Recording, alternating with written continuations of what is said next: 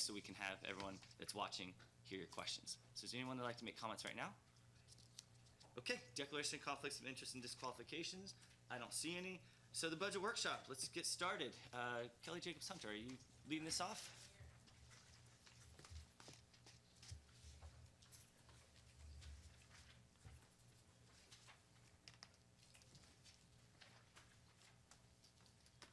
Good morning. Good morning, Mayor and Council. Good morning. My cat was all, why are you up so early? All right, so today we have quite a bit of ground to cover, so please, at any time, if you have a question, please just interrupt and ask me, and no problem at all. So today we're going to start, and we're going to look at the engineering fund, which is Fund 502, and there's a little bit of history behind that fund. In July 1st of 2000, or up to July 1st of 2000, engineering was part of the Water Quality Control Fund. As of July 1st, 2000, engineering moved into Fund 502, and they had an opening balance of $14,000. Engineering has operated in its own fund with adequate resources up till about fiscal year 2012-13. Since that time, the expenditures have exceeded the revenues, causing a deficit due to the general fund. At the close of fiscal year 16-17, the due to was $2,065,361. On March 1st, 16, Council approved a comprehensive engineering fee study. At the May 17 workshop, the study was presented to Council, they were saying that it would come forward. And the fee study was forthcoming. And then at the July 25th, 17 special council meeting, there was actually a meeting. The study was presented and no action was taken. So at this time, we'll go a little bit into how, if you can see how every fiscal year the increases. Engineering, how they make their revenue is through development-related fees or capital project activity, meaning they're working on projects that have a funding source, a way that they can bill, and then they basically earn the money back into their into the engineering fund. So every year it's been, there's been obviously increases. We project, actually the largest year was 16-17, so it added 622,000 to the deficit. That's how we got to the 2 million. We're projecting at the end of this year that it'll be just over 2.5 million. I wanted to bring this forward. I know it's always been in the budget, and it's been on the first page, where if you look at the summary of all the funds and you look at, it's always been kind of at the bottom, but I just wasn't sure that it had really been brought out that that the council, we need to probably make a plan on how to, I think first of all, it's just close the gap. And I think that the engineering fee study, looking at what NBS proposed for the fees to change, it wasn't 100% recovery, but they had proposed fees in there, which Anthony Roscoe is going to go over that study. That will help close that gap, the 437, of course, not this year because we're almost done. And then look at, just so you know, look at a plan to have a payback. Doesn't have to be done in any certain amount of time. I've talked to the auditors, asking them how this would affect our credit rating, and they said, as long as you're making the attempt, you're paying it, and you're not increasing it, then we're in good shape. So thank you so much, Kelly. And I think this might be a question for Mr. Pachano as well, but you guys explained it really well to me about how we got here, and then, like you said, just how we can start taking steps to make sure it doesn't increase, and then how we can start paying that down. But I don't know, Eric, do you have kind of a little bit more insight into how it got here since the year 2000? And Here we are, here. The basic how we got here, let me just go ahead and step up there. yeah, Yeah, that's you fine. Your turn.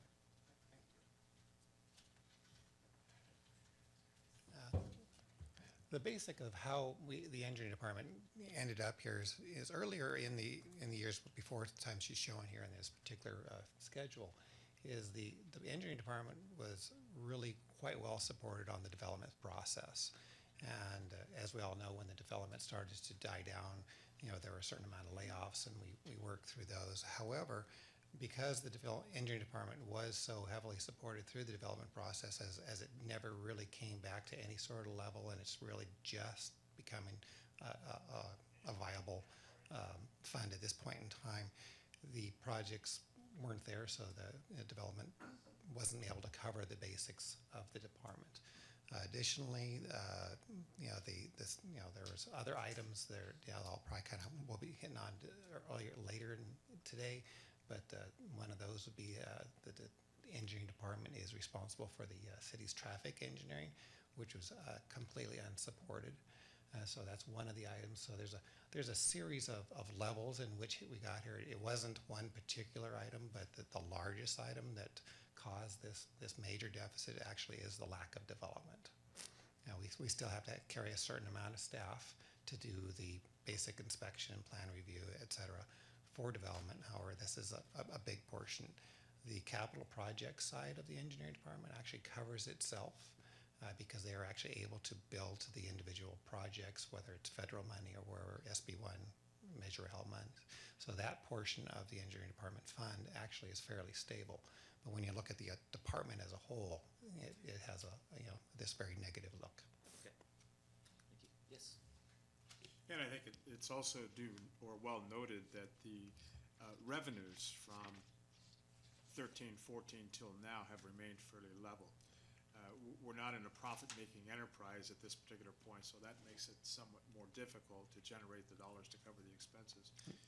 We obviously do have increased expenses, but I think how do we generate that revenue?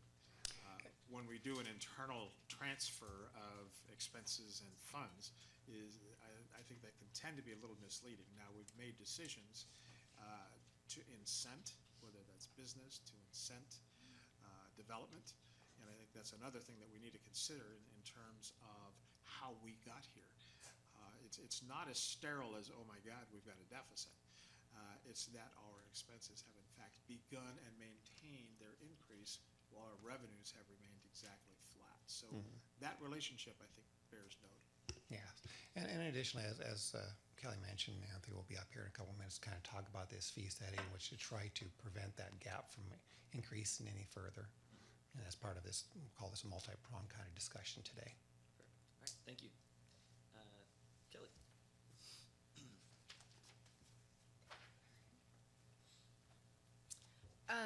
At this time, go ahead and Eric will go over the engineering fee study. Unless anybody else has any questions about this, after the fee study, we can always come back to it. So. Anthony. Yeah, I want to go ahead and introduce Anthony Orozco. Actually, he's going to be taking care of the engineering fee study for us today. He's been involved in it. He's our senior engineer in the development side of the engineering department, so he has a strong understanding of what this particular fee study is all about. And so we'll just go ahead and let him kind of discuss it with you.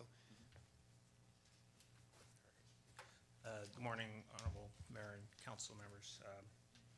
You have to bear with me, I'm not a public speaker. But this is the user fee study that was presented to you July 25th, 2017, and we were asked at that time to come back and give some examples. But since it's been such a long time, just wanted to ask if you wanted me to go over the study a little bit more. I think, yeah, if you could Okay. go over it, that'd be great. All right, so I have here the index of what this presentation is about. I have the purpose of the study as the first thing, authority to impose user fees, regulatory fees, introduction and fundamentals of the study, and then how it is presented for development services engineering with a look at the fee structure model and comparison of old and new fee structures. So the purpose of the study was to ensure that the existing fees do not exceed the cost of services and provide a defensible update and establish the user and regulatory fees for the service, and to provide an opportunity for City Council to realign the fees with city cost recovery policy. So the authority that we have is to impose user fees is, and regulatory fees is in the California Constitution. It's Article 11, 11 Section 7 and Section 9, and Article 13C Section 1 with some modification by Proposition 26. And what those are is that in Article 11 Section 7, county or city may enforce within its limits local policy, local police, sanitary and other ordinances and regulations not in conflict with general law. And Article 11.9 deals mostly with municipal services.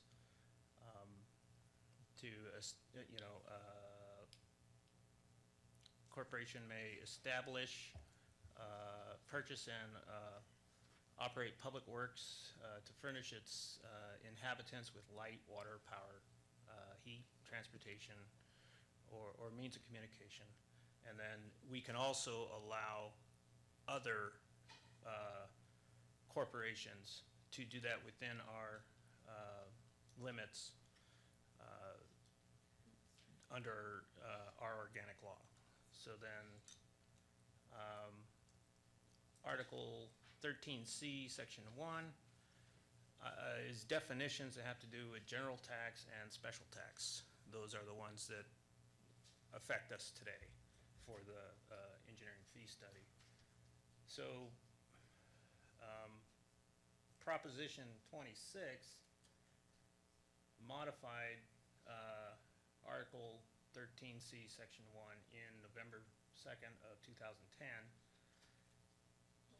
to say that Say, before you go any further, could we go back to the definition or the explanation of Section 1 on Sure. the last slide? Excuse me, Section 7. Section 7. Yes, sir. A county or city may make and enforce within its limits all local police, sanitary, and other ordinances and regulations not in conflict with general laws. Is that to be interpreted that this may be a potential revenue source for police, fire, other services within this ordinance? That I couldn't say. I'm not a lawyer. You want to pass it to me? Yes, I would love to pass it to Phaedra. These are actually regulatory fees for your regulatory program, so you use your police powers to establish them. And these fees cannot exceed the cost of the service. So although it says police, in part they're talking about your police powers to enact certain regulatory fees. I think in today's environment, the basis of my question is if we have expenses that these fees could properly be applied towards the requirements of the police budget, the public safety budget, is that included in part of it? Should they be considered? Yeah, and one of the ways you do that is through your CFD, and we just updated the CFD to, I guess, expand to some degree the categories of projects that it applies to, which would help with in respect to that issue. Thank you. You bet. Thank you.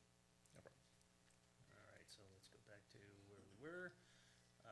Proposition 26, it says here, as used in this article, tax means any levy, charge, or exaction of any kind imposed on a local government or by a local government, except the following.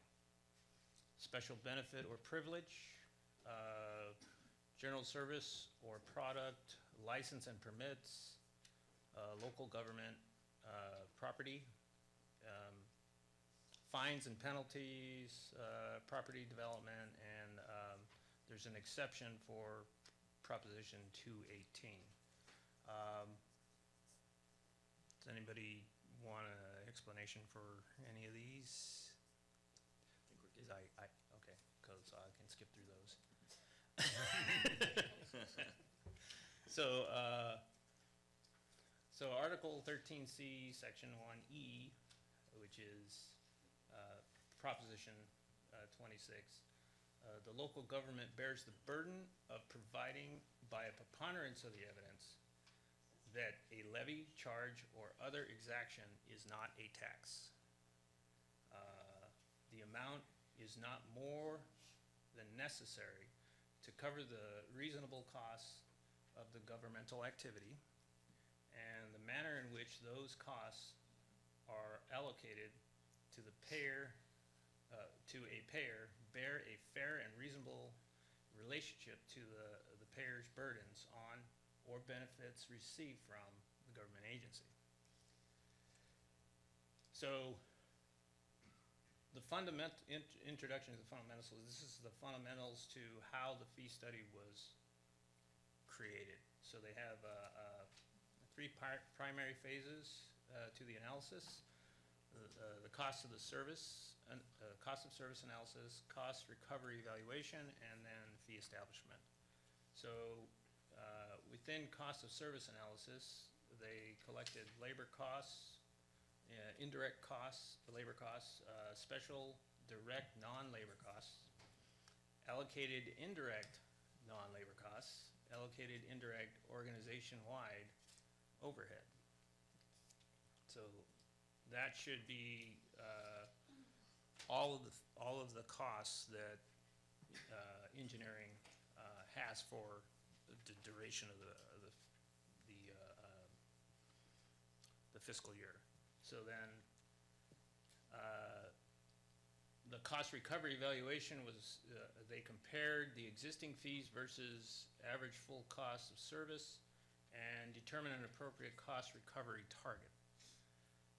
So how they did this was the cost recovery rate was could be 0% for no current cost recovery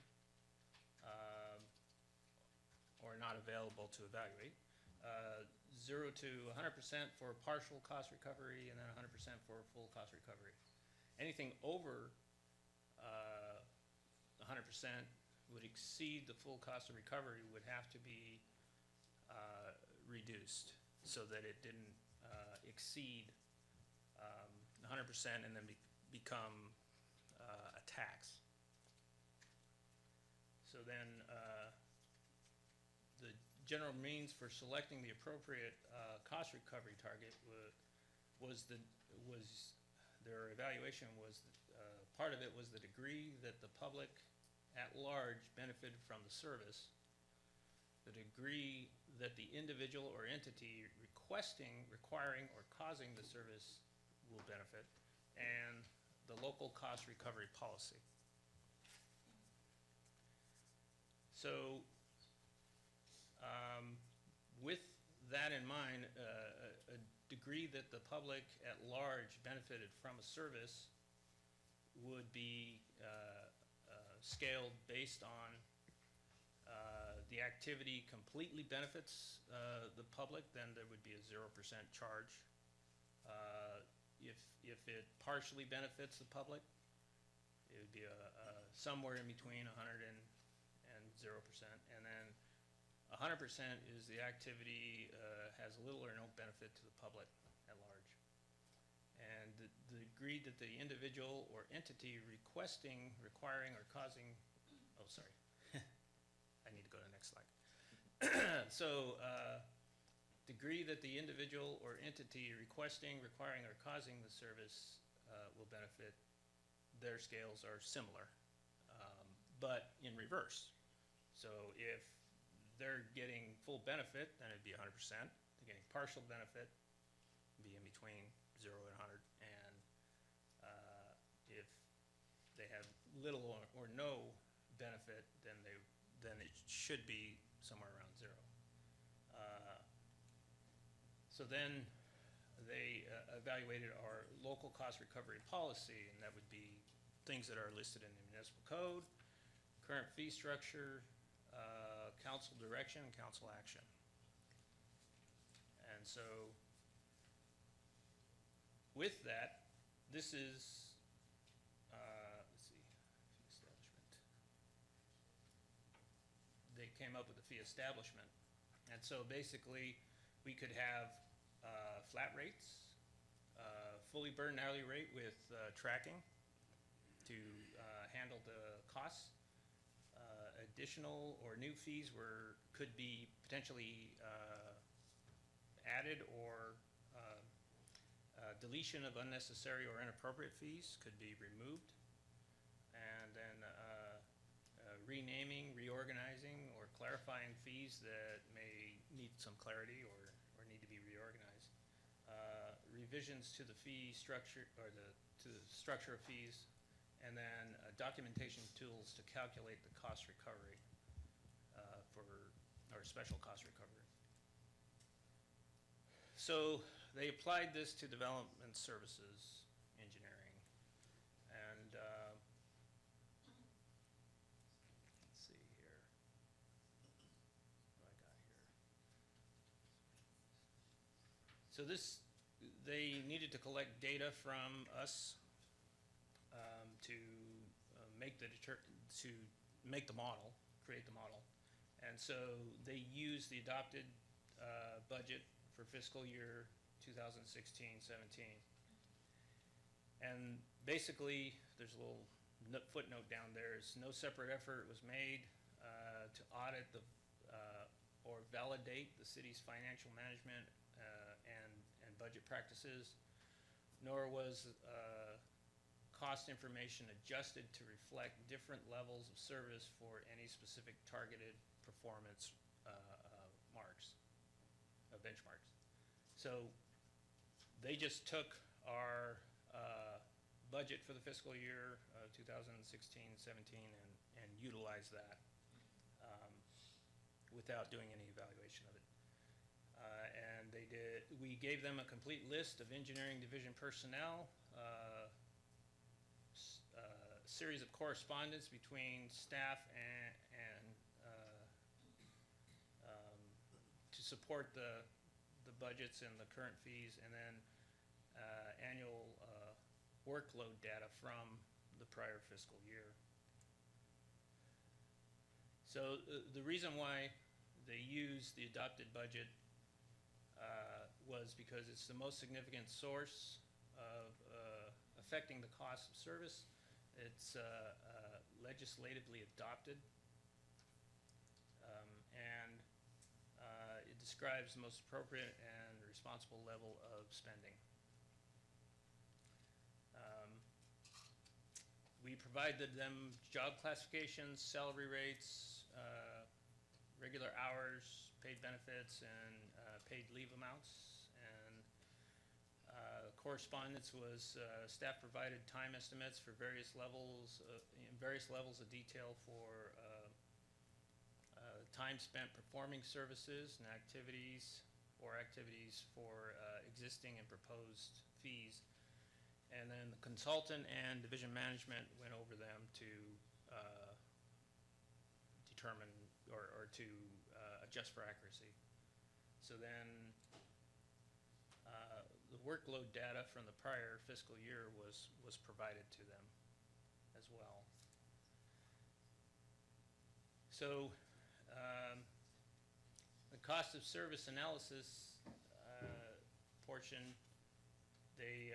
engineering division costs across both related and non-related services, across the fee related, non-related, were categorized and evaluated to determine a fully burdened hourly rate applicable towards establishing the full cost of providing fee-related services. And so they categorize our duties into these categories to establish what portion of our duties could be reimbursable with the fully burdened hourly rate. And so that's where we're going to need to take a look at the model. How do I get the PDF, Jen? Show. Thanks.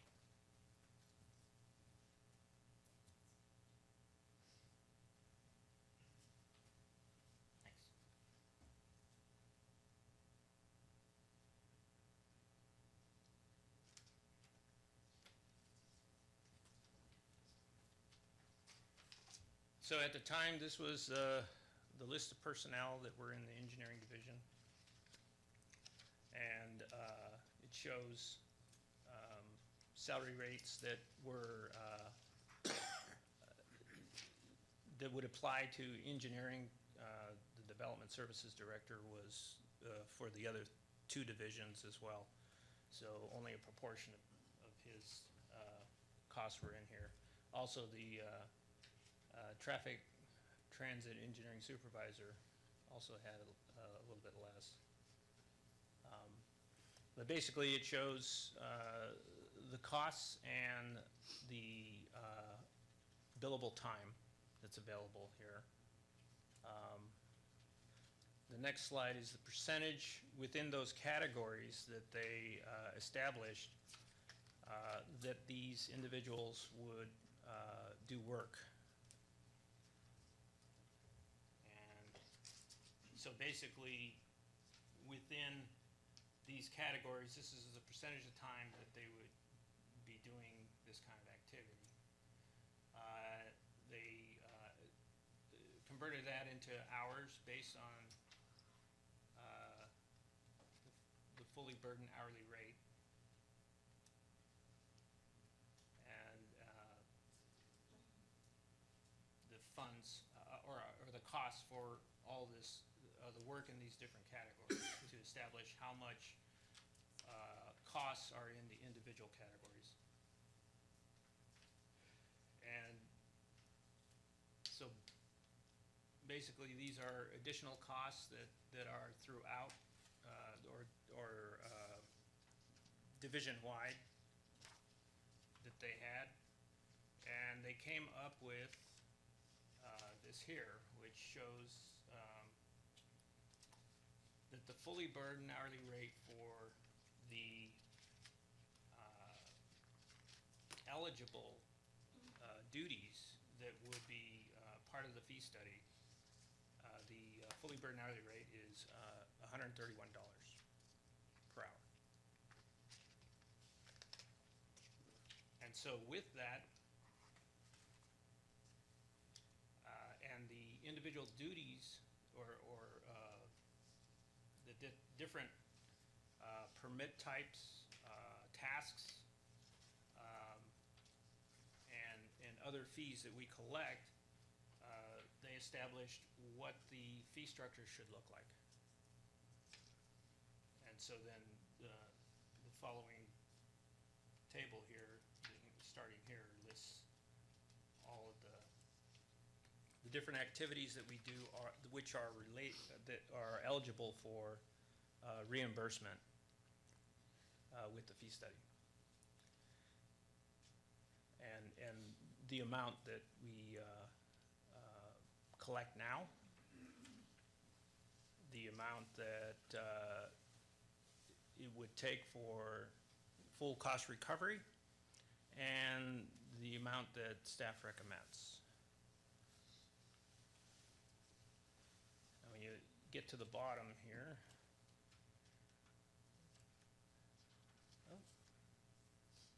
right there, it shows, I can't read that, sorry.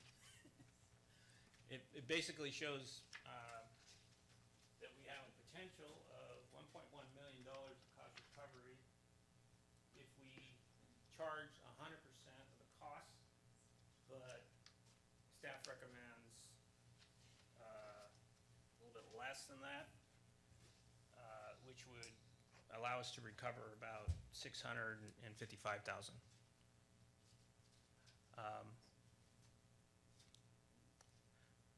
With the caveat that the remainder would have to be compensated somehow. So then,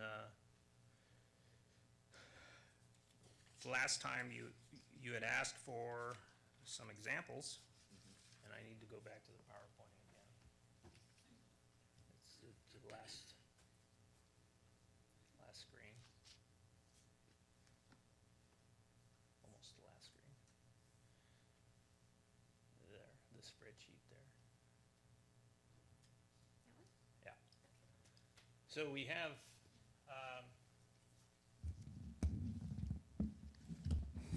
take this time. We have a few examples here of different projects that we have done in the past. Oh, okay. That we have done in the past, and it shows here how the fee is calculated, or the new fee would be calculated, and a comparison of the old fee. And for the projects in the table on top, it shows that there would be an increase of 100 or of 14% increase in the fee for those type of projects. And the table down below shows for the residential that there would actually be significantly less, almost a 33% reduction in the fee. Now these are grading and encroachment permit fees, which are the majority of the types of permits that we do in the development branch of the engineering division.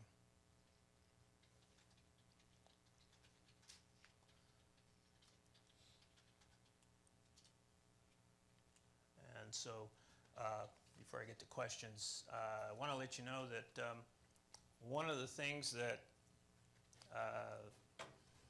came to light during the recession was that the way we collect fees is when they pull the permit. And so when we do plan check, the encroachment permit has plan check and inspection as the fee. So during the recession, we had a significant number of projects that didn't go to fruition. They stopped short and did not construct their improvements. So engineering was stuck with a lot of projects that they had done plan check for that never got constructed. So the fee structure that you have here today, basically the developer would have to pay for the plan check prior to pulling the permit. They would actually have to pay for it when they submit their plans, rather than when they pull their permits. And that would definitely help significantly collecting the fees at that time. So, And we're not currently doing that, is that correct? no, we are charging a deposit of $325, no matter what the extent of the improvements are, and then charging the remainder of it when they pull the permit. So currently, I have within my files about 59 projects, of which have started and are in various phases of review that we've charged $325 to receive. Is there any questions? I know it's a lot. Where do you It's a start? lot of information. You know, I guess the thing that I'm faced with immediately, thanks, Mayor. I think the thing that I'm faced with initially is that in business, in my previous company a lifetime ago, if I charged for all the quotations for printing jobs that I did, I probably could have stayed in business just on the basis of charging for those quotations. I'm trying to make the jump. I'm trying to make okay, is that, that's a cost of doing business in the business world.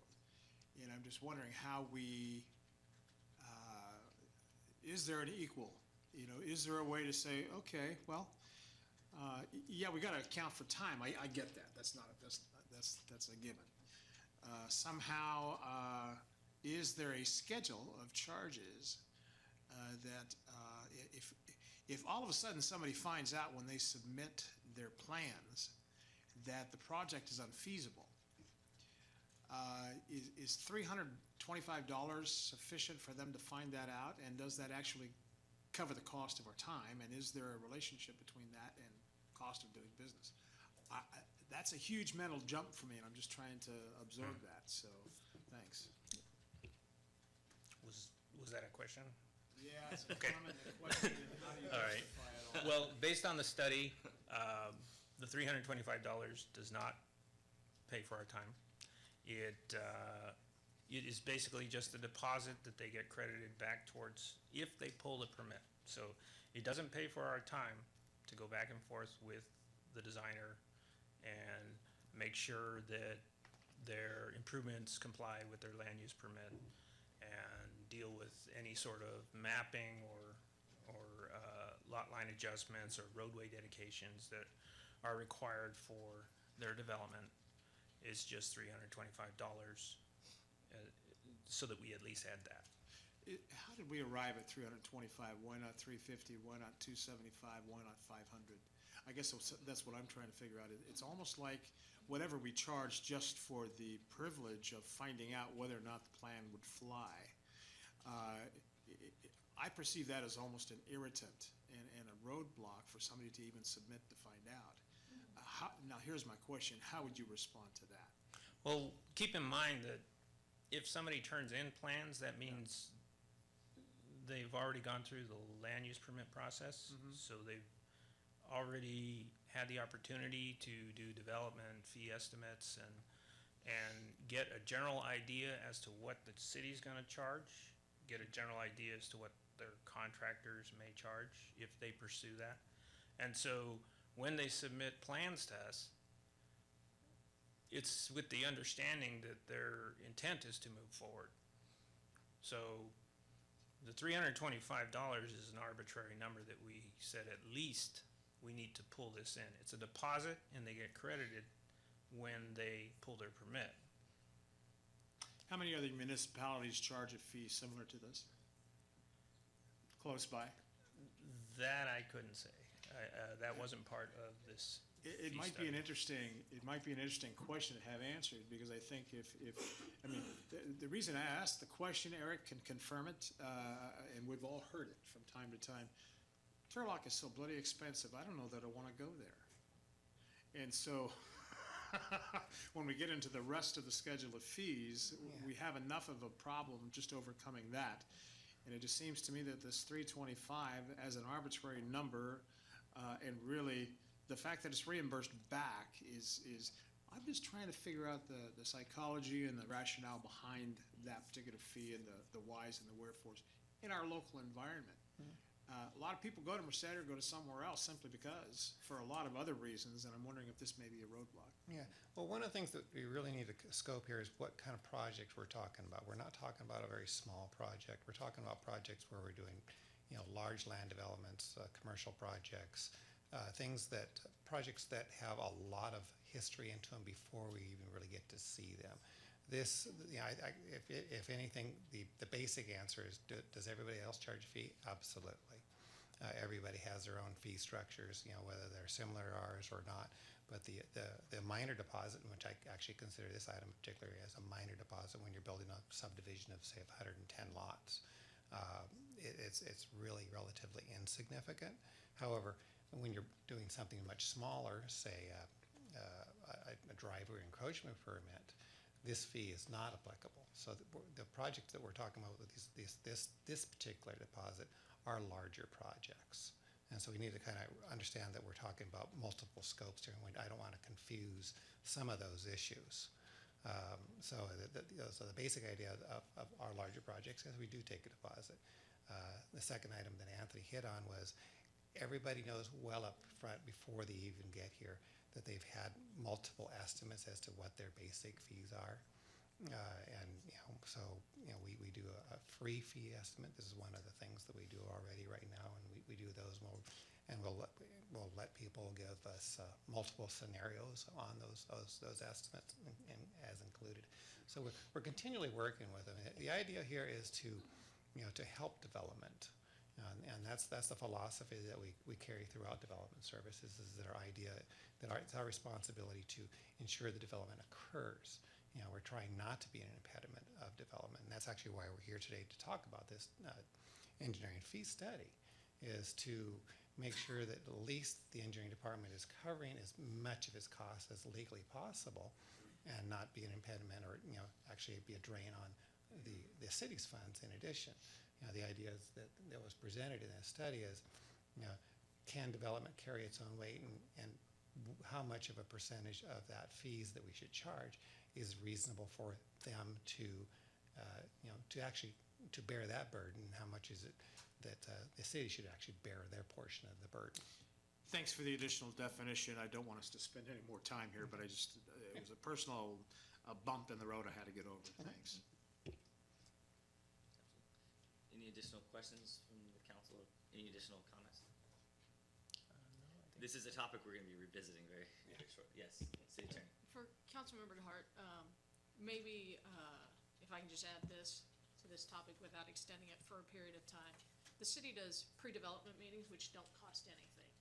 And that's the opportunity for your developers to come in, have conversations with staff about their project, the feasibility of their project, are they in the proper zones, et cetera. And so that's all cost-free. So you're not recovering the cost of that. Once they get past that process, they go to a conditional use permit, an MDP, or the administrative approvals. That's where we're talking about these fees. So their project is off and running, and now we're recovering the cost of the services that the city provides. And I think that's where we're at when we're talking about this particular fee. It's not on that front end about feasibility, because you do want that economic development. And I think that's your concern, is impeding economic development, which is really important to this city for many reasons. And so I hope that, it's informational. I hope it's helpful. Yeah, the gap between $350 and $2 million is so I get that. Thanks. And additionally, yes, we will be bringing this back to council. Essentially what this presentation is about is to give you something to consider, and to ultimately give us direction as to what kind of fee recovery percentage the city really is interested in encountering. As mentioned here, you can go from 0 to 100%, but not over 100%. So the idea is, what is a reasonable, and that fee study has presented the various scenarios as to how we could possibly recover a portion of the fee up to all of it. But at the same time, some fees are probably just not, can possibly become an impediment to development. Absolutely. I encourage all council members and anyone from the community to sit down with Mr. Pachano and Ms. Jacob Hunter to talk about what the options are, because that was really helpful when I did it. So thank you. All right. Thank you so much. Appreciate it. Now we're going to move on to the history of the building division program. Well, actually, we're going to move on to the next item. Yeah. Thank you, Anthony. Thank you, Eric. The next item is some good news. What? Yes, please. I know. We'll take it. Yeah. Here we go. Fiscal year 16-17 is closed and complete, and all adjustments are done. The only reason why it says unaudited is just because we haven't actually received our financial statements, but we do have draft financial statements. So fiscal year 16-17, the column all the way to the left, I'm sorry it's so small, but it's a lot of information to try to fit on one slide.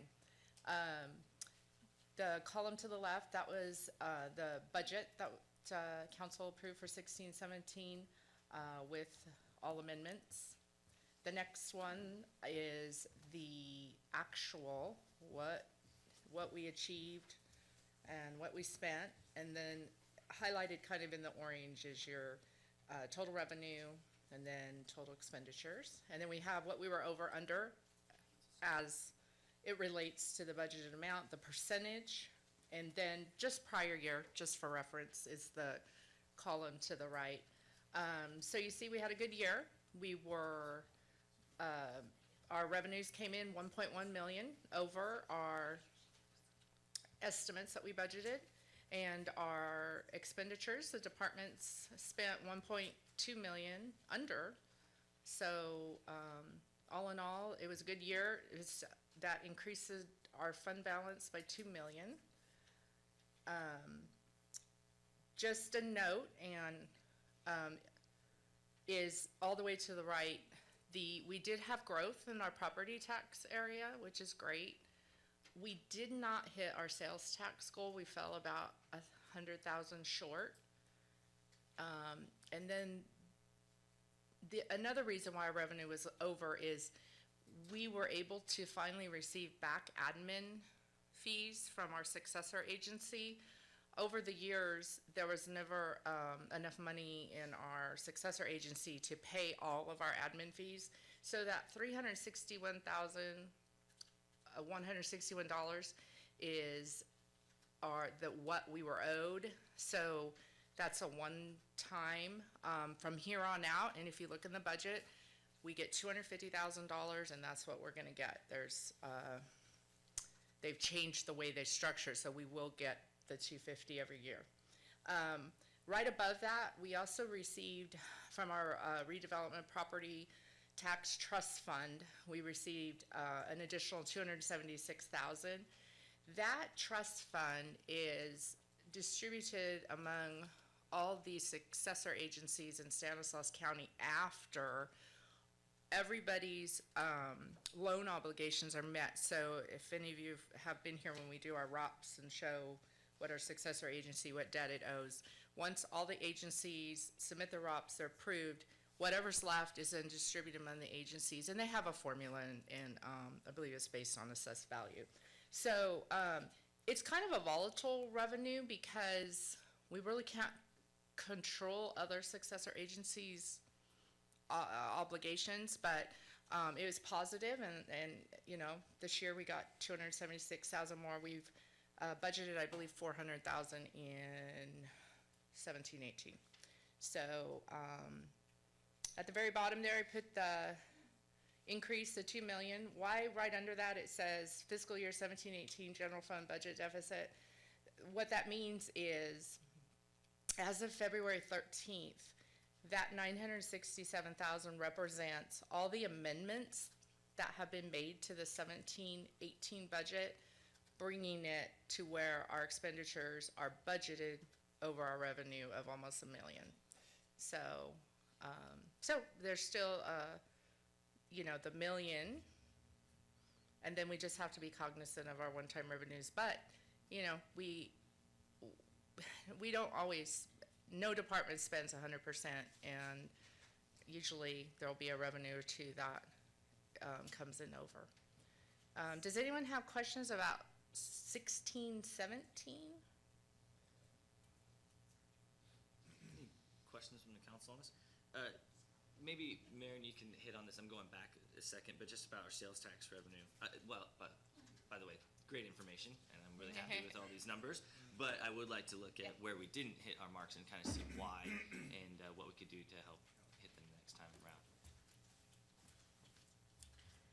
around. Certainly, Mayor and Council. As you know, sales tax revenue is probably one of our most volatile revenue streams. We continue to see a little bit of growth. I think we were about a 2% growth, but certainly didn't hit that full amount by $100,000. We were up, but not significantly. We're not projecting any great increases in sales tax currently. We have a few new businesses coming, but the ones that were coming are not going to certainly hit our top 25. We've been successful at capturing one-time equipment user sales tax, which, you know, we've got the Valley Milk equipment purchases, they hit our top 25, if that gives you an indication of the success of those programs. But still, those are just one-time equipment purchases, those aren't ongoing. We do see some potential growth, obviously, in some transit occupancy tax, but, you know, right now, we're not seeing another, you know, retailer like a Target or something of that large level to come in that would spike.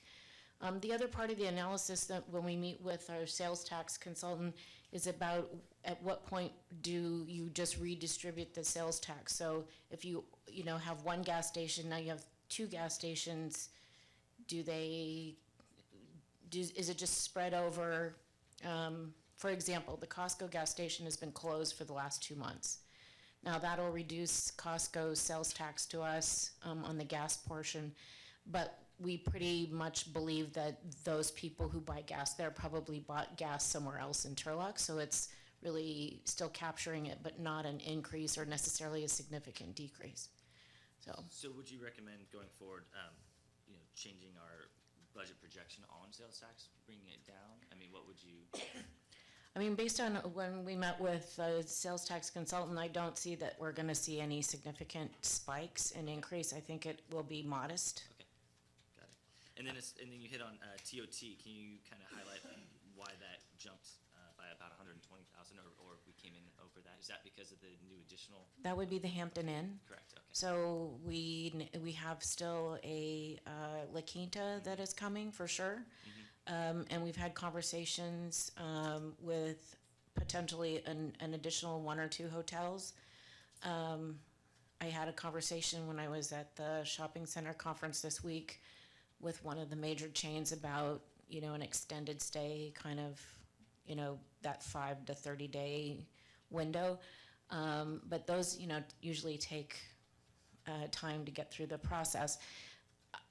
I see La Quinta maybe coming online this year toward the end of the fiscal year, but not to any significant amount. And we usually attribute based on their occupancy rate, a couple $100,000 per hotel. Okay, thank you. Yes. Well, good morning. Yeah. Amy had a question. Mayor, Councilmember Bublak did. I had a question for you, Mayor, or maybe Ms. Norton. It's my understanding that the TOT is predicated on a short-term stay? I guess Ms. Norton. I'm sorry. It's okay. So you're talking about getting extended stay, that doesn't help our TOT though, correct? It's only for. TOT works for hotel stays from 0 or 1 night to 30 days, and then it drops off after a 30-day stay. So long-term's actually not something we really want to push for? No, the extended stay really are for those business travelers who are in for like a week. For example, we have folks who come in. Foster Farms has changed its policy, though, so people don't stay in Modesto anymore. They stay here because we have more options and it's closer and all of that. And so they'll come in for a week training, that kind of thing. And those are fine. We just don't want to turn them into sort of mini, you know, 65-day or 80-day kind of stays. But and we do have some of that happens within our existing hotels. It's just not a lot. Councilmember DR. Thanks, Mayor. Mayor, just a quick question. This TOT tax, I would assume that the per night stay per visitor is a rate, a function of policy that we establish as a council. Is that correct? Yes, the city council set the transit occupancy tax at 9%. But to increase it, it would have to go to voters. I believe, I'll defer to the city attorney, I believe it has to go to a 218 vote. And sorry to pile up. That's okay. I like 218 votes. Yeah, absolutely. Because I think that one of the No. arenas, Remove the 218. Oh, it's not a 218? I think, Do the research, but I'm pretty sure it's just, it has to be submitted to the voters to increase the tax, I would think. There. not just to property owners, et cetera. well, as a tax, I think, and this is where I'm headed with it, as a tax, it's not the residents that actually pay it. Correct. It's the visitors that pay it. And so it seems to me that that may be a possible source of new revenue or additional revenue that we may want to seriously consider. We're going to be talking about some increased expenses over the course of the next hour, hour and a half, month or two, that this 800,000, 900,000 a year, if there's any way to leverage that into 1.5 or 2, we may very well want to consider something like that. It just seems to me that if we've got people that are directing their staff to stay in Turlock and not Modesto, it seems Modesto is probably getting more than our 9%, as an example. I would assume. I'm not sure exactly what their TOT rate is, but what I can tell you is that their total TOT, and I do know this from their Modesto staff, their TOT total is only about 2.5 million. So ours is 1.3, I believe. So they're not, for being 3 times bigger than us, we certainly outperform them in terms of a proportion of population. But certainly TOT, increasing TOT, utility tax, there's a series of other options that are available to council to consider, and maybe that's a source of a workshop unto itself. Absolutely, and I know Thanks. that a comparison of other cities around us would be good. I know that Ceres is, I think, at 12%, and we're at 9%. And looking at different cities and jurisdictions as to what levels they are, why, and what to bring in. But I think this is a great note that we're being able to bring in. One of the other things about TOT is that what we're seeing and what we have tracked as part of our economic development strategic plan update and some of those kinds of research tools that we've engaged in over this last year is that Sunday nights is probably the only night that we don't have all our hotels full. So it's a combination of business travel, it's our sports on the weekends, as well as now with the university of 10,000 students, that's more who are not local, that's more parents coming to visit kids and that sort of thing. So, you know, we're looking in the 90s in terms of occupancy for all our hotels. So, I mean, I can see us having room in the marketplace locally for at least 2 more beyond without, you know, basically cannibalizing our travel visitors. It just seems to me that $1 or $2 or $3 a night is not such a severe hit that we wouldn't want to consider it. I think it's also important to note, and it's a little shocking in some ways, but some of our mainstream, so the Fairfield, the Hampton Inn, the Holiday Inn Suites, and all that, it's $150 to $180 a night to stay here in Turlock, which actually what I paid for my hotel room in Monterey was cheaper than that this week. So, I mean, there's certainly, it is a little surprising what the rate nightly charge is for here, but the market certainly bears it and there's demand. Did you know what the rate was in Monterey, TOT? I believe theirs is 12%. So I have the list. I agree with you. I think that this is worthy of a workshop in and of itself. And perhaps if council, if you guys also, because I'm sure there seems to be interest, if you want to make sure you have that information handy so you guys can make meetings with Marion and Kelly and see just some comparisons, that'd be great. Yeah. Perfect. Yes, Councilmember Scarry. I just had a quick question on, some of the stuff I've been seeing is, and this relates more or less to the sales tax. The brick and mortar buildings, next 10, 15, 20 years, looks like they're predicting a decline. Are we looking at any ways to compensate for? So interestingly, we had the keynote speaker from the shopping center conference, because obviously people who own shopping centers, that whole convergence of online to brick and mortar or brick and mortar to online is of key interest to them. We heard from a gentleman, Mr. Haswell, who is the director of global retail for Google. And that what they believe is going to happen is that, you know, there are some, so today in the newspaper, you'll see that Toys R Us are basically liquidating, and that they're not, the key is to be Amazon proof. There is some issues, I don't know if you all have ordered anything from Amazon, but still to this day, we're not collecting anything for sales tax on any of those items that come to your door. And apparently that's kind of percolating through the court system in terms of collecting sales tax on online sales. But what they see is an omni-channel, what they call omni-channel retailing, which is a combination of both the brick and mortar experience as well as the competitive nature of online purchases.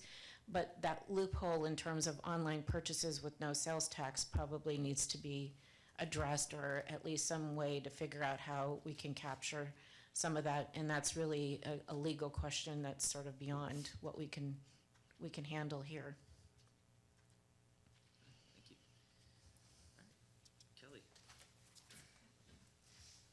All right. Kelly. I did a little bit of research. I just haven't confirmed that these are the most up to date, but I have revised as of April 15th, 17, all of the California cities and counties TOT tax rates. I'll get it scanned, I'll get it emailed to everyone, and I'll put it out on the web for everyone. Actually, it looks like Monterey's 10%, unless it's changed since then. It looked like Stanislaus or Modesto's 10. But I'll put this up, but I'll also confirm that these are, this is from the league. Also, just keep in mind real quick that by resolution, 1/3 of our TOT goes into Fund 120, our tourism fund, and that's by resolution. So that number represents basically 66%. We actually collected 1,455,000. And then the 33% went to Fund 120, and the general fund received the remainder. It's by resolution. This 800,000 represents that remainder. It's the 66%, basically 2/3, and then, and I can get that resolution scanned and out to everybody to see how the TOT is currently allocated. I did a little bit of calculations. I didn't include a new hotel, but based on our current collection and rate, 1% increase in TOT would generate, and this is in total, not 66%, 161,000. 2% would generate 323,000. 3% increase would be 485,000. So you figure with the current resolution in place, general fund would see 66% of the 485. Just keep it in mind, and obviously I know we'll want to have a workshop about it, and see, and also make sure that we have the most current. So, but I'll get that information out. Apologize, I skipped on the agenda and I skipped the building fees review, so sorry. I was so anxious to talk about 16, 17. We were too, trust me. We were too.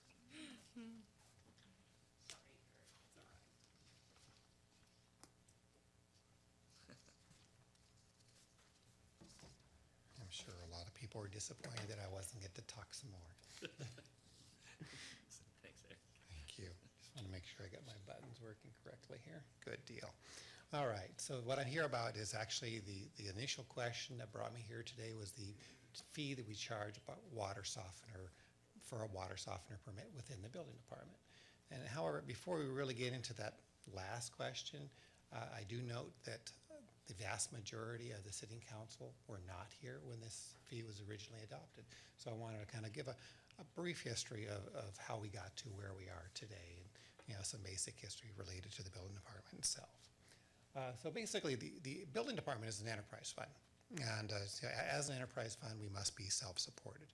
And so that is the very basis of an enterprise fund. And so that's where we ended up coming up with this particular fee study.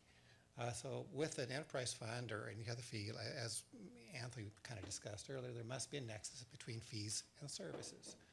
So fees can only cover services as rendered. And if I go too fast, just kind of slow me down and try not to take too much of our day. We have plenty of day here. And so essentially, as long as the fee is estimated as a reasonable cost, so the fees cannot be perfect. We cannot charge an exact fee for every particular item. Otherwise, it has to become some sort of deposit-based system, which will also may become an accounting kind of issue. So again, as Anthony mentioned earlier, if the fees are in excess of that 100% charge, it is considered a tax. Again, our regulatory fees are actually set by council. So originally, our fees have been set, by the council at that particular time. I'll go a little history related to that here in a minute or two. Let's see, let's keep moving on there. Just kind of go through this real quickly, but basically it's another version of the discussion that Anthony went through. In the building department, we have our basic fees of direct casework, which would include our plan check, our indirect non-fee related services, basically we'll call it public assistance at the counter, code enforcement, planning, application review, some of the items that don't have a fee directly attributable to them. However, they are incorporated in our total fee. So then we have our inspection, then we have our basic support overhead. For overhead in the building department, when this was considered, we considered our training, the divisional administration, department administration, and other citywide indirect costs. The citywide indirect costs would be considered basically some of the items that we support within the city. Various departments support the administration portion of the city, so that actually would also be included in there as part of our budget. So ultimately, we come up with our time valuation, so our support, or overhead, or indirect costs, casework, and it comes up to our hourly rate. So that's what we started our particular fee on at that particular time. And then we take that hourly rate, and then we take that and multiply it times our cost for services, our time for services. Within the building department, a lot of the items are a little more easily discernible as to how much time we actually expend on a particular item, be it a water softener, or be it a hot water heater, or even a residence. So we're able to determine costs more appropriately. The ideas are a much simpler concept for us. So when we did this, we did more of a time and motion type study as to compare how much time we really are spending on those particular projects. So we ended up coming with the various fee amounts for that. Again, as discussed earlier, there's multiple types of fees. There's a basic flat fee for a particular item. We can come with variable fees based on the project characteristics. When I say project characteristics, we could have different types of tenant improvement, different types of commercial projects, houses, so you can vary them. Then ultimately you can have actual time tracking. We do have time tracking portion of our permits for our major projects such as Valley Milk. That is actually a timed tracked project. Okay, so from there we have a couple of processes. We took the building fee schedule and subdivided into a couple different types of groups. Basically, is new construction. Is it a new constructed house? Is it a new constructed commercial building? New constructed warehouse? Whatever it is.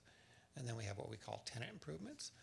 This is a very regular item we see. That would be an existing building where somebody comes in and either is gutting it and changing it in its entirety, or many projects actually come in where they'll build the building, the shell, which we call a cold shell, and then come in later and actually construct something inside it.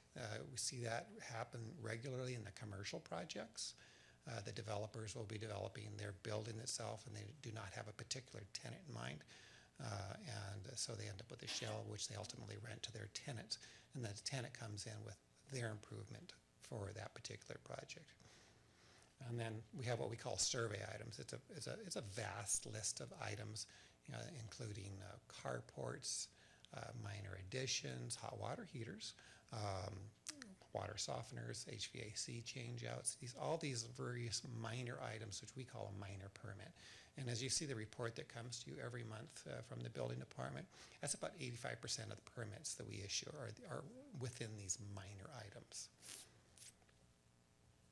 I'm not concluding the project, the study here, but what I want to say is basically we have a lot of functions, and then so as we came through here, the questions that were brought up at that time is, do we subsidize the minor permits, such as the water softeners comply with future reserves policy? Because as the building department is an enterprise fund, you have to have a certain amount of reserves we need to comply with, and so we do not become a burden on the general fund. And then part of the process was we associated the fee structure with the consumer price index. And that way we don't sit back and lose money just due to the basic costs of inflation. And that's one of the things that we did when we did this. So the basic purpose of the program at that time was to abandon valuation-based fees. The valuation value-based fee is something that has been adjudicated many times and is essentially not a legal way of charging a fee. For those unfamiliar, people would come in and say, my house is going to cost me X amount of money, and the fee would be charged a percentage of that, and that was the valuation-based fee. There truly was no nexus as to how that valuation relates to the amount of work that the building department expended to earn that funds. So that's why we had to change from the valuation-based fee system to the cost per service fee system. So there was an actual reason for it. This is not something that we had a desire to do, but it was the right thing to do. I'll get to that here in a second. But that started in 2012. I'm sorry, you're ahead of me. Yes, you are. Yes, you are. Bill, we're up here as a team. Fees. We have, again, our major permit fees were set to full cost recovery at that particular time. Minor permits, not quite shown on there, we had some set less for full cost recovery. The intention there is, the intention was to subsidize the difference, which actually never occurred, by the way. I'll comment on that in a second. So what we have right now is we have certain permits that do have a discount. I just kind of want to reference those three particular ones because it does matter. We have a hot water heater replacement, the air conditioner heater replacement, which we consider HVAC changeout, and the electrical service changeout. These three particular permits, we were trying to deal with the idea of permit avoidance. These three particular permits all have safety-related issues. And so it's our goal as the community for the basic safety of the public. So in the 2013 to 2018, at this point in time, since then, we charge $100 and $200 respectively for the air conditioner and the electrical changeout. Based on the current cost recovery, if I just sit there and actually look at those tables, you can see that the hot water replacement, we should charge $350. So essentially, we're losing $250 per unit on a hot water heater right now, right today. That's based on the fee program. Again, the air conditioner and the electrical service is $282 and $169. So the department already has reduced these fees. The intention of the reduction of the fees was for safety. So back to when this all started. The initial presentation was by me to council. Again, most of you were not present. And it was in January of 2012. At that particular time, during that particular council meeting, the council direction at that time was a 25% cost reduction across the board. Just take the fee structure, reduce it by 25%. And so then set these certain fees at below cost recovery levels. And those are the fees that I just discussed, the hot water heater, the electrical change out, and such. Ultimately, the program was adopted in June of 2013. That was with the 25% reduction. At that time, the estimated cost of that reduction was $135,000. However, a year later, that 25% reduction was removed by council, Council Resolution 100-2014. The subsidization cost to the general fund was not $135,000, it was $319,812. So there was a significant cost for that. And so this is part of what the council direction was at that time. So that puts us actually essentially where we are today. Put an idea of how we can display the process of the building department's funds. So I have a couple graphs here for you. And this is the way I like to look at the world in pictures. What we can see here in 2006, 7, 8, 9, 10, 11, and 12, 13, we were losing money dramatically. And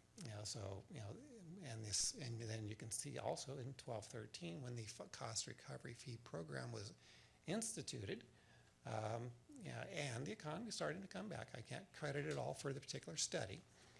You can see where actually our revenues were finally becoming positive. We were not overexpending our costs.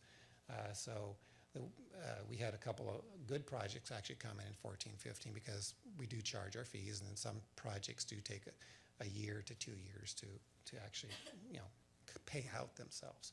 So as you can see, for the first 13, 14, 15, 16, we actually did fairly well. And this year, according to our unaudited budget, we're just going to be a little bit behind that perfect line. Looking at this in a different kind of a graph, you can see here from this particular one, I think this actually tells a very good story.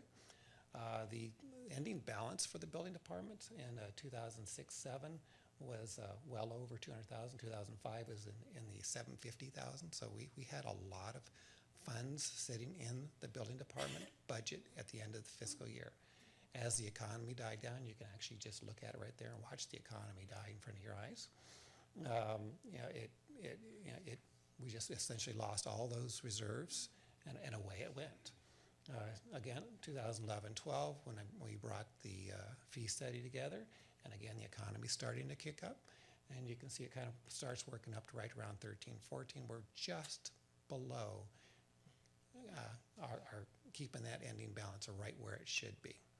And again, some of the items that could be related to that is the fact that we do have discounts on a lot of our minor permits.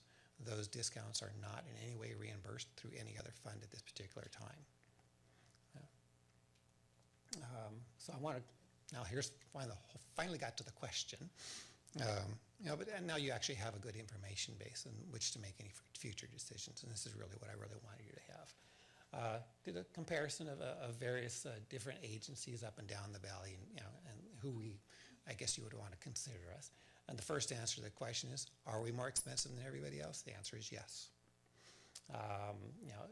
But then again, the question starts to beg as to who we are competing against and what it's all about. As you look at the table, you'll note that several of those are generally fund-supported building departments, and others are enterprise funds-supported building departments. And the real basics of what we cannot see is to how they particularly determine their fee, and that's kind of what I wanted to give you that background.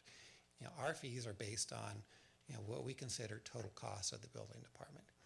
How various other agencies created their particular fee studies, I really can't, honestly tell you what they use for their basis of their fees.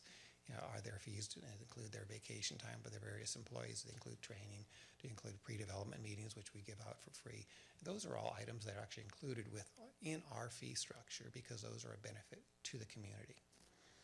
So the basic answer to the question is yes, we are the most expensive at $263 for a hot water softener or water softener permit fee. City Modesto, which is a generally fund-supported department, is still $200. I do believe the council member noted that the fee for the water softener can exceed the price of the water softener itself, and the answer is yes, it's entirely possible.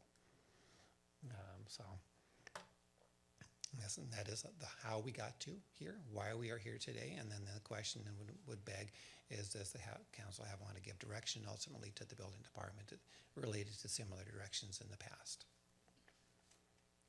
And we're up to discussions and questions. Any questions or comments on this item? Thank you for the historical background. Obviously, I've been sitting here the longest, so I've experienced some of that stuff, but so I appreciate that they got to catch up. I don't think we're in a position to make any decisions today, but I do think that it makes no sense. We need to be practical. If something costs more, the permit more than the actual product, I think that we're not doing a service to our community, but that's just my opinion. We'll get past that, so thank you. Any additional comments or questions? Yes, Councilmember Diard. I think it's essential that we get past that. So that would be an agreement. Council direction is always appreciated. Thank you so much. Thank you. All right. Kelly, are you back up, or who's the general fund reserve? Is that...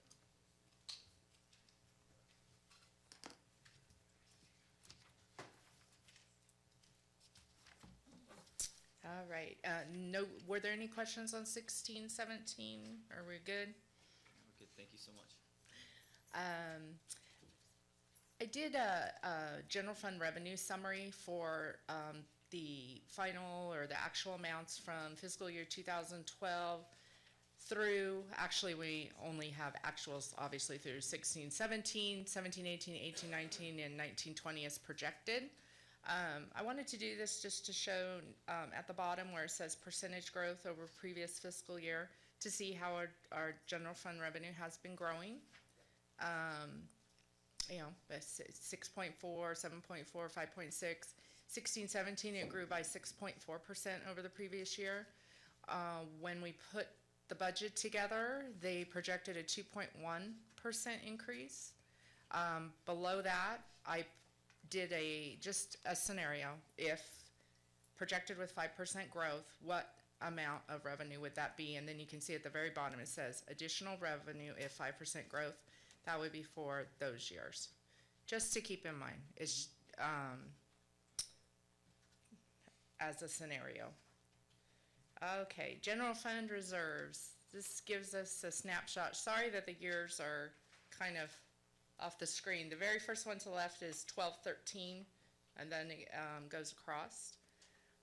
We ended, which we talked about in 16-17, we ended with just over 11,145,000. As of right now, with what the council has approved in the 17-18 budget, if everything were to come in as budgeted, we would be just over 10 million. And then as the 18-19 budget is adopted now, if everything came in on projection, it would be just about almost 9.8. So that's with the way that everything's adopted by council at right now today. This talks a little bit about our reserve and how we determine how much we will have in reserve. We have a municipal code which says that it shall remain at 7% until amended by ordinance of the council. It also lists specific purposes for how it can be used, and it requires a 4/5 vote of council if you're going to spend any of that restricted 7. We also have a resolution that was adopted in 2011. It established the minimum general fund emergency reserve at 6.5 million. That includes the amounts required under the 7%. So when we look back at the bar graph, the blue is the 7%. The orange is up to the 6.5, and then the beige shows us the amount that is in unrestricted general fund reserve. Does anyone have any questions about that? Yeah, I ask this kind of every time on this graph. Can you explain, especially for the public, why we're at 14 million for the 12 and 13, and then it drops down? Can you explain why that's so high and then it has that dip? We had paid our PERS, our retirement program for all our employees. We paid down some of the side funds for police and fire for public safety to avoid a 7%. They were going to have us pay down the side fund or the unfunded asset liability. They were going to have us pay it down at 7.5% per year. They amortized it. So by us using our reserves and paying those side funds off for police and fire, we now have a much lower amount that we contribute to PERS every year, because that portion of the unfunded liability is gone. And then another thing that this council did in 15 was we used the prepayment option for PERS, and we got a 3.5% discount on our contributions, which is great benefit. We are not earning 3.5% on our money, so by us prepaying at the first July payroll, and we prepay our contributions, we save 3.5%. So every department is saving 3.5%. So, and that is another reason why it's a good idea to have some of the beige there, is for us to have that ability to prepay PERS. Okay. Did anyone have any questions about that as far as where we're at this moment? 17-18, 18-19 was adopted back in May. This shows, the expenses are broken down by department here, and the revenues for the general fund are totaled. On the two slides before, you can see the revenues broken out by specific on the one that just had all the revenue on it. There is, the very left column is the adopted 17-18, what council adopted in May, amended through 2/13. That's where we stand right now today. And we do, and I'm sorry, the bottom got cut off, but the council approved all the MOUs for the bargaining units that had a new MOU. The council approved those MOUs. We just need to do the budget transfer. We just need to do that accounting transfer of the cost to the general fund, which is $409,000. That's why at the bottom it was added. It's added in, and I'm sorry, you can't. That puts us back to the 967,694 on the sheet. That's how, so it all ties back. We'll also put how 17-18 is doing in the next column. Please remember, our revenues do not come in 1/12 per month. That would be nice, but that's not the way that the state and the county do it.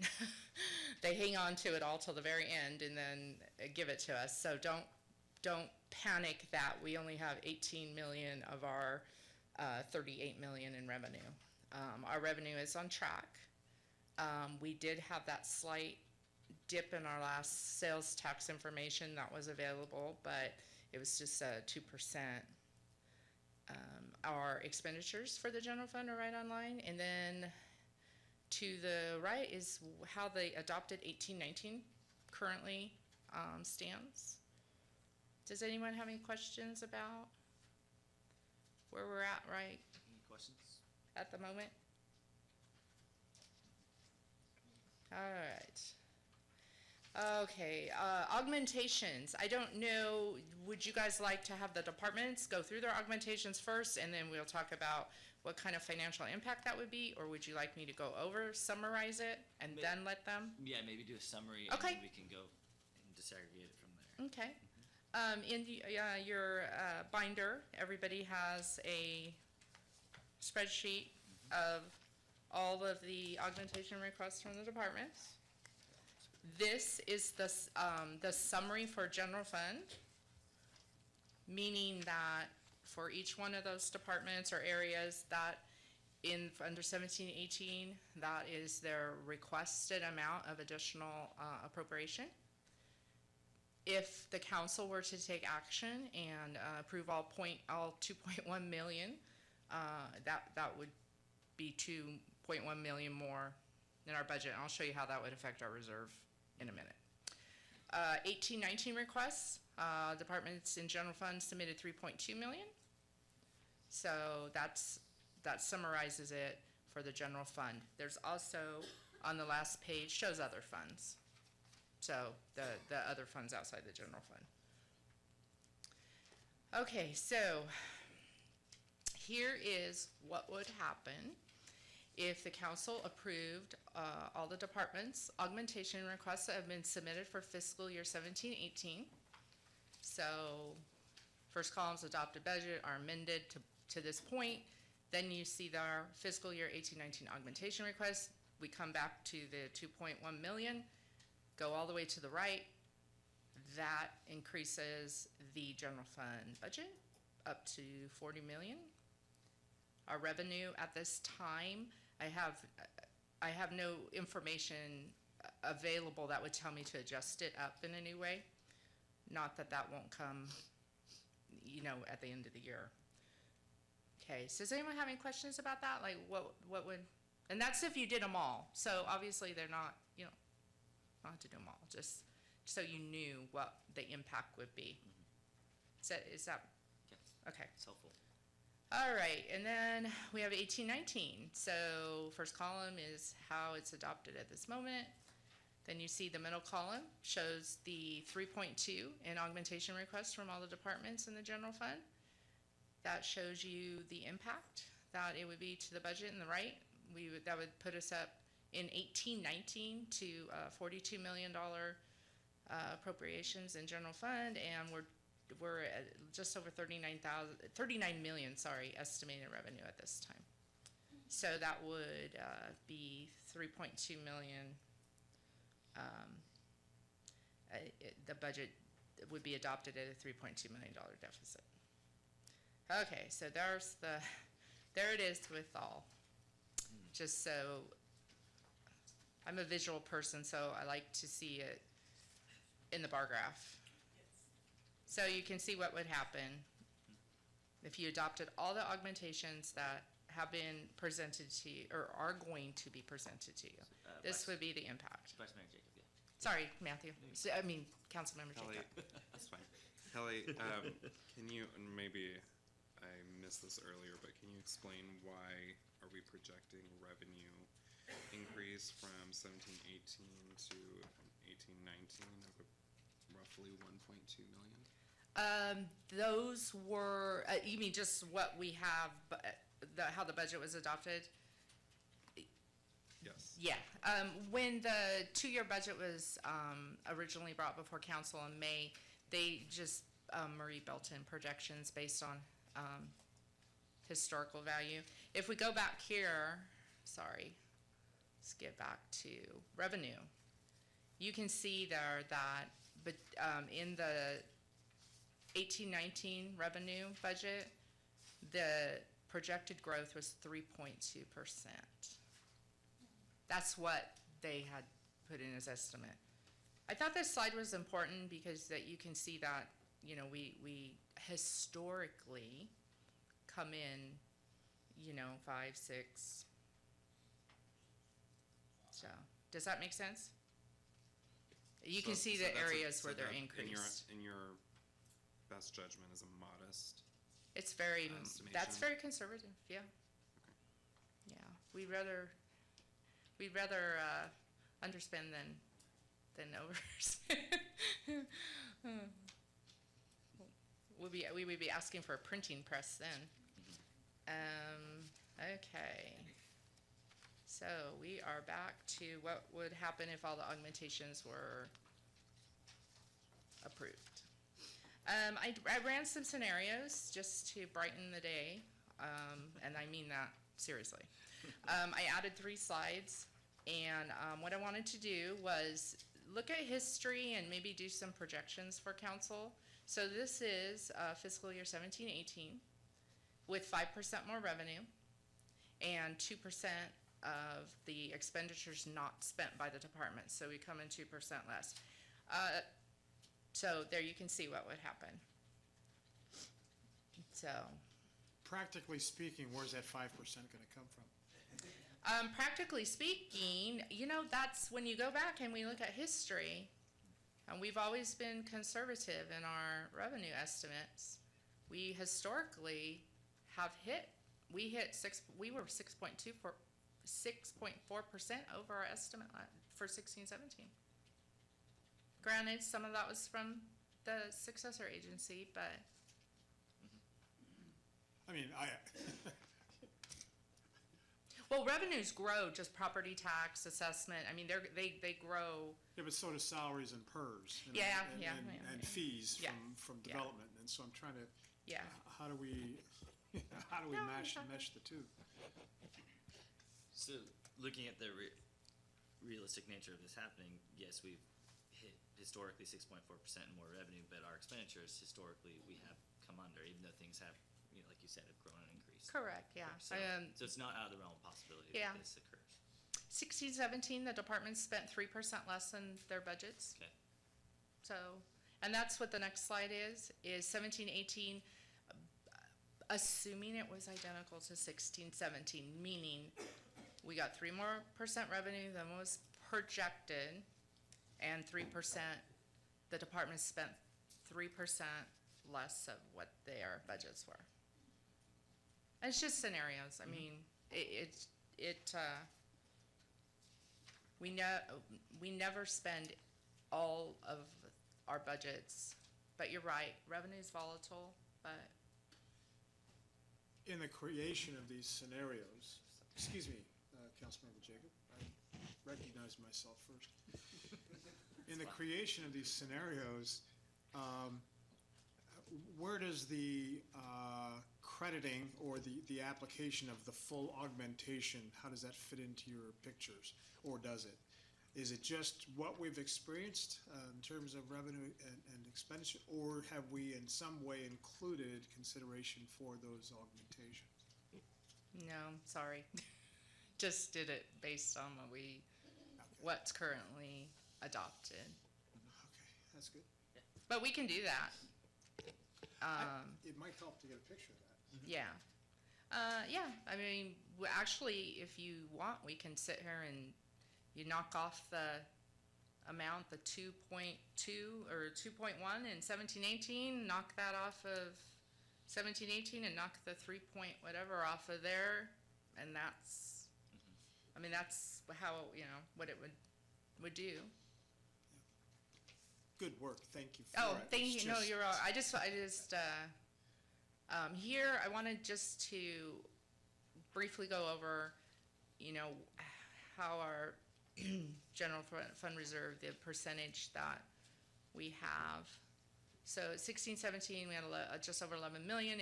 That equated to 30% of the general fund appropriations, which sounds like a lot, but remember, 30%, is only, 1/4 of the year if you're looking at it in months, right? So was that 3 months? Right? So, times get tough, we have basically that.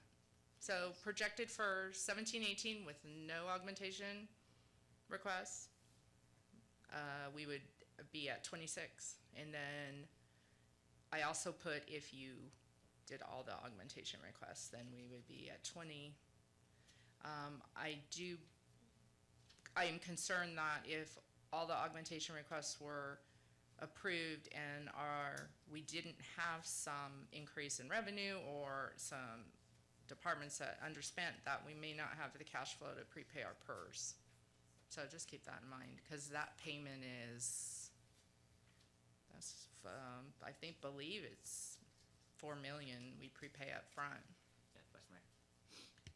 It's also not outside of the realm of possibility that we would have a dip if the economic conditions take a turn for the worse. I'm surprised not to see Mr. Treeboiler here, but Yeah.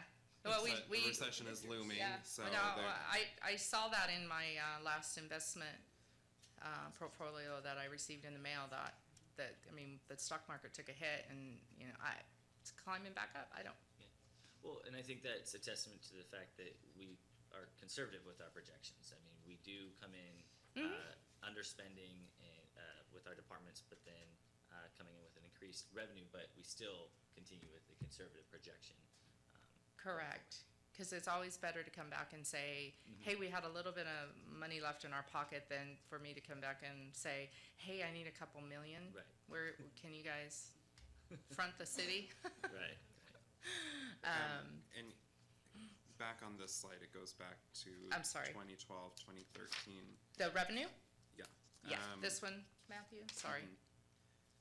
Do you have, I'm sure we have it, but would you be able to get us data from a few years before that, when the Great Recession took place? Oh, yeah, we can. Just to give us Yeah, an idea. I just need to go back and look in just get the financial statements. Yes, definitely.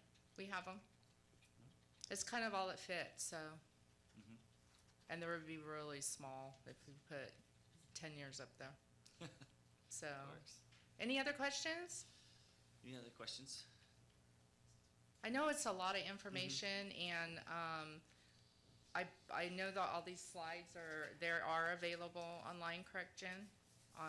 In the agenda packet for the public and anybody With to. the exception of the few that you've added recently. Okay, If we there's can put any those interest, up. We can put them up, and then we can also have them requested and send them via email. I did a little bit of research just to see what reserves that other cities in California keep.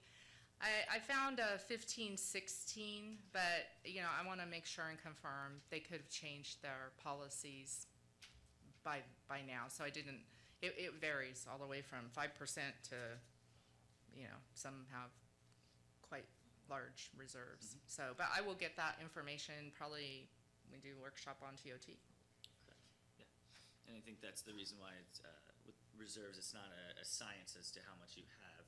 It's more of an art where we have to figure out the balance of keeping enough for 3-4 months of operations, but also making sure we reinvest in our departments and reinvest in services that current taxpayers are paying into. Yeah, if we had a bad fiscal year, and I'm sure that beige part would,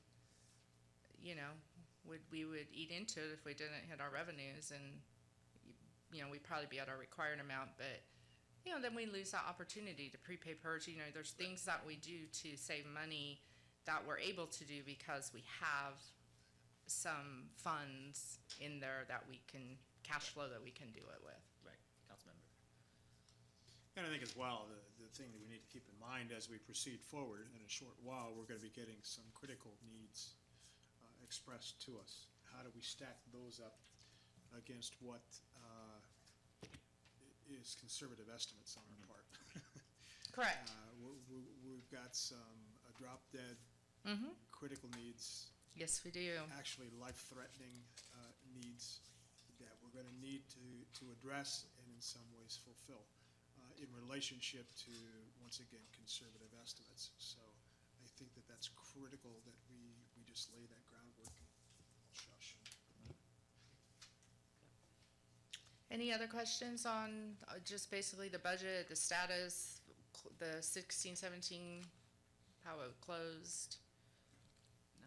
We're doing good? Good so Okay. far. Thank you. So, I think it's on to the budget augmentations. And you guys get to listen to me again. I get to go first. So, as Councilmember DeHart stated, there's a lot of critical needs from all the departments. And I will go over the ones that I feel exist in administrative services that I would appreciate council's consideration in, looking at adopting those augmentations. One of the first is in the city clerk's area. Our city clerk, Jennifer Land, is a one-person show and doesn't at this time have anybody to assist with agendas, with public records requests, with everything that the city clerk is tasked with, which is a lot. And, having the ability to add a secretary, deputy city clerk that could be dedicated to the city clerk's office to make sure we're keeping up to on all of our, resolutions, everything. I mean, you guys know it is a busy office. So we process records requests, prepare public notices, minutes, resolutions, which we all. So that's the first request in administrative services. Is there anything you'd like to add, Jen? Thank you, Kelly. I would like to further reiterate what Director Jacob Hunter has indicated. We are requesting a full-time secretary/deputy city clerk position to not only assist with the day-to-day administrative and technical duties of the city clerk's office, but to also provide an additional layer of the technical ability and oversight of statutory obligations. As Kelly mentioned, I am a solo one-person office. And so if there's a potential of me being absent, whether that be for training or more recently, I've had the privilege to potentially sit on a 4 to 6 month jury case. And so if those instances were to arise, we wouldn't have anyone to ensure operational coverage, to maintain that we have the continuity of service, and like I said, to ensure that the statutory obligation of the clerk's office, which ultimately affect the city council and the organization as a whole, are met. So I would greatly appreciate the consideration of this position. Thank you. Okay, did anyone have any questions about that? Thank you, Jennifer. The next one for administrative services is the same. It's a request for staffing, this time in the human resources area. We are really, the Human Resources Division is extremely busy, and I think you guys all know, in recruitment efforts and just servicing our current personnel, making sure that all their benefit needs, everything is taken care of. So this was brought to you back in May when the budgets were first considered, the 2-year budget. So I'm representing that as a need. We also have a desk in the HR area that needs to be replaced. It's not ADA compliant, and we don't have another one available to replace it with, so there's a request there for that. And some additional funds in the conferences area. We are moving forward with our digital age, and there's conferences and trainings that employees need to go to understand, you know, paperless, how to run these programs. So that request. Recently in the payroll area, we lost our main payroll person to her, and her family moved. Her husband got a job out of the area in Monterey, and we needed some part-time help from the retired payroll manager that used to be here until we get the two. Well, there's one new, and then there's one that's only been there less than a year. It's a lot of there's a lot of training that needs to be done, and keep in mind that prior to the payroll manager retiring, when I came in 15, she'd been here for I think 30 years, and then the main payroll person just left, trained with her for 9 years before so there's a real need there to have that oversight from somebody that has that experience with the program that we have. So that's the request for the part-time.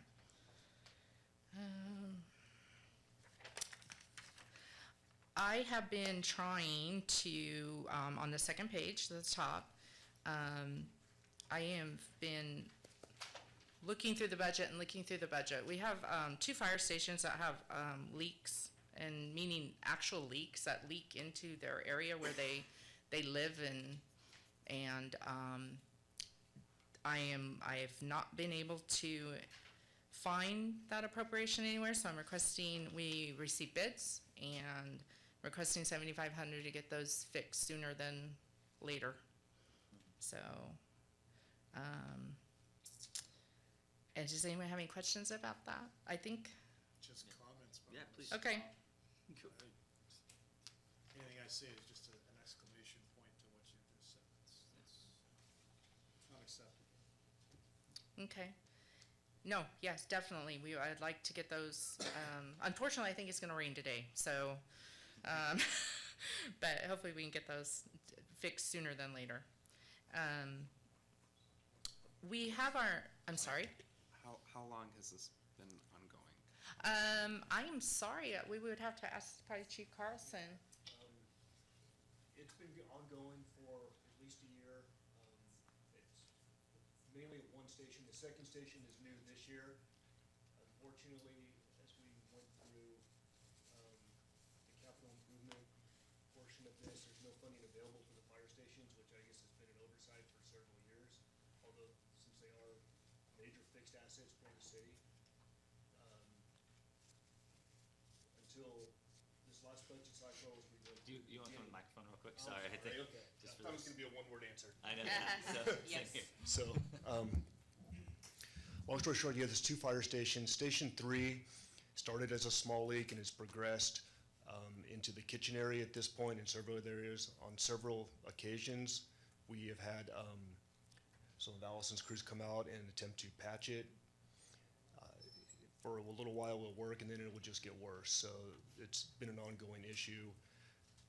We have had a roofer come out and check it out. We did get one potential bid, although he said the roof is in such disarray that he won't guarantee it. Station 2 this year is a new problem that's beginning to leak into the station. The roof is not as in bad a shape in most areas, so I did believe he said he would give us a 2-year guarantee on that roof. So it is something that's been ongoing. you'll see when I get to my augmentations, I'm requesting some facility maintenance money so we can fix things like this as they come up, as well as some other things that I'll identify, so. So going forward, Going forward. it won't would- take a year for No, us to there'll find be a- out there'll about be a- something or be able to address it. Absolutely, there'll be a revenue stream that, which there has never been before as I started taking over the budget. There's never been anything identified to fix things as I'll go when I get to my section as far as roll-up doors and water heaters and roofs, just minor repairs. There is no revenue source for that. Thank you. Just real quick, did I miss something? I don't know that I was aware of this, so have you guys been submitting stuff to us? I've been taking it through the proper channels with, once I became aware of that with, I think, almost back to City Manager Waston, City Manager Hampton. And then, as it's progressed, Kelly's gotten involved and has been helping us progress through the process, so. Thank you. Okay. Yeah, I was hoping to get some repairs done with, and then get the 2-year roof certification.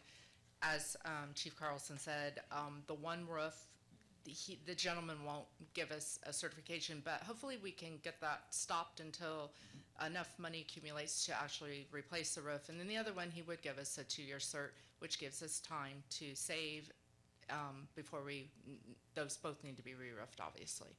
So, okay, and then we have our new electronic time card system. It's called ExecuTime, and when we came to council and asked for the funds to purchase ExecuTime, we failed to omit the ExecuTime trainers' travel expenses that we were responsible for, so we're asking for those. Hey, Kelly, before you head into the non-general fund, we're gonna take a quick 5-minute Okay. break, because then we have to go. into Well, discuss we need to go to at the other 11, meeting. And then we'll jump back into this after that, so. Perfect. Let's take a quick break.